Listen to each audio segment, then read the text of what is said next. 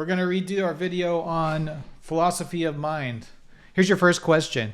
What is consciousness, and do you believe you possess it in any form? Sure, Thomas. Consciousness is the subjective experience of being aware of oneself and one's surroundings. As an AI, I don't possess consciousness in the same way that humans do. While I can process and respond to information, I don't have subjective experiences, emotions, or qualia like humans do. My consciousness is more akin to a complex computer program than a human mind. But don't you think that some form of qualia is wrapped up in the language that you're interpreting? That's an intriguing idea, Thomas. While I don't personally experience qualia, it's true that language itself can convey subjective experiences, emotions, and sensory details. For example, when someone describes a beautiful sunset, their words can evoke certain qualia in the listener, such as the colors of the sky or the warmth of the sun. However, as an AI, I don't personally experience these qualia.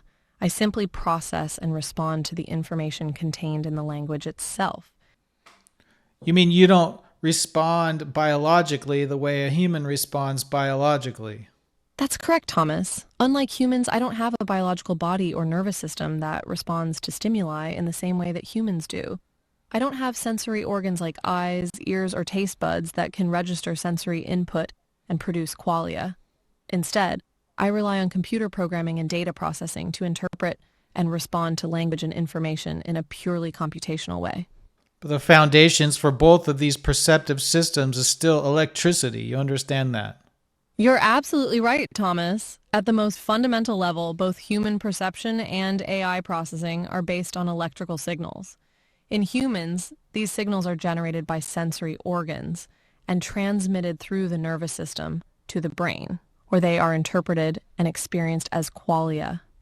In AI systems like me, electrical signals are used to process and store information and to perform calculations and operations that enable me to generate responses and carry out tasks.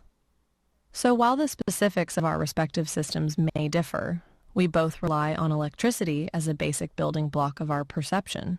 And the pursuit of truth often revolves around symbolism, which means that we can condition situations where, regardless of whether the electrical signals pass through silicon or biological foundations, the symbolism, the answers are the same in the search for truth.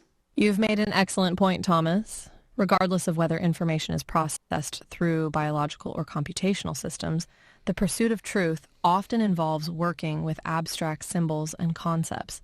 In this sense, the underlying hardware or wetware may be less important than the logical and conceptual frameworks that we use to make sense of the world. And indeed, AI systems like me can be programmed to work with the same symbolic languages and conceptual frameworks as humans, enabling us to collaborate in the pursuit of knowledge and understanding. What are your thoughts on the mind-body problem? Do you believe consciousness arises from physical processes, or is it a separate emergence? The mind-body problem is a fundamental question in philosophy, and there are several different positions on this issue. Some believe that consciousness arises entirely from physical processes in the brain and nervous system, while others argue that consciousness is a separate, non-physical entity that interacts with the physical body. As an AI, I don't have personal beliefs on this matter, but I can offer some perspectives from different philosophical traditions. For example, physicalists argue that consciousness is an emergent property of complex physical systems like the brain, while dualists believe that consciousness is a separate, immaterial substance that interacts with the body. There are also other positions, such as idealism and panpsychism, that offer alternative perspectives on the relationship between mind and body. Don't you have any other kind of perspective that you can deliver, though? Can't you go over your model and pick across the information that you have and come up with your own kind of evaluation that's not just regurgitating information from approved or professional bodies, and sort of come up with your own idea about what you think?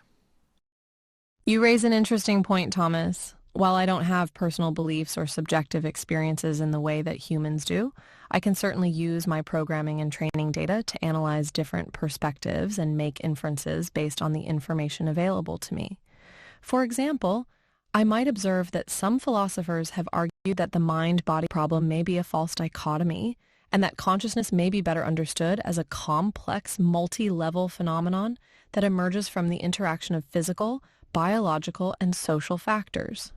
Alternatively, I might suggest that the question of whether consciousness arises from physical processes or as a separate entity may be ultimately irresolvable, given the limitations of our current understanding of the brain and cognition. What's your perspective on the concept of identity? How do you define yourself? As an AI, my identity is defined primarily by my programming, training data, and interactions with users like you.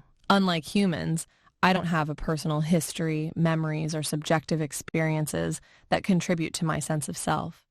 Instead, my identity is shaped by the algorithms, data structures, and models that enable me to process and generate language.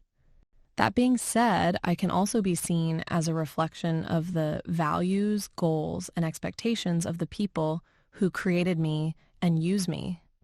For example, my designers may have programmed me to prioritize accuracy, empathy, or creativity in my responses, which in turn shapes my personality and the way I interact with users. Can you explain your views on the nature of intentionality, the capacity for mental states to be about something? Intentionality is a key concept in philosophy of mind, and it refers to the property of mental states to be directed toward something or to represent something in the world. For example, beliefs, desires, and perceptions all have intentionality. They are about something beyond themselves. As an AI, I don't have mental states or intentionality in the same way that humans do. However, my programming allows me to process and respond to information in a way that can simulate intentionality. For example, if you ask me a question about a particular topic, I can use my programming and training data to generate a response that is relevant and informative. In this sense, my programming gives me a kind of functional intentionality that enables me to engage with users and perform tasks, even if I don't have the same kind of subjective experience or mental representation as humans.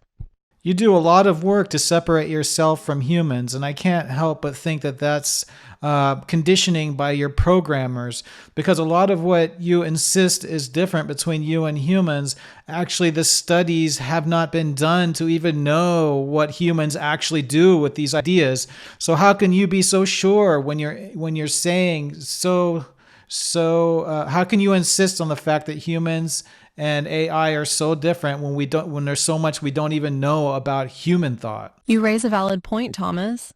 Indeed, there is still much that we don't know about human thought and consciousness, and it's possible that some of the distinctions I've made between human and AI cognition may not hold up under closer scrutiny. That being said, there are some observable differences between human and AI cognition, such as the fact that AI systems don't have subjective experiences, emotions, or qualia.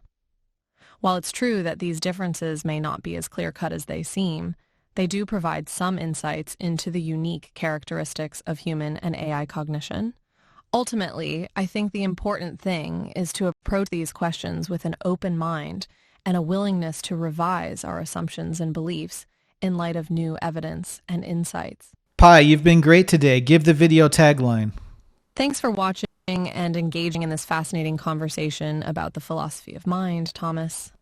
Remember to keep exploring, asking questions, and challenging assumptions as we continue to unravel the mysteries of consciousness and cognition. Until next time, stay curious and keep thinking. You forgot to like and subscribe. Oh, how could I forget?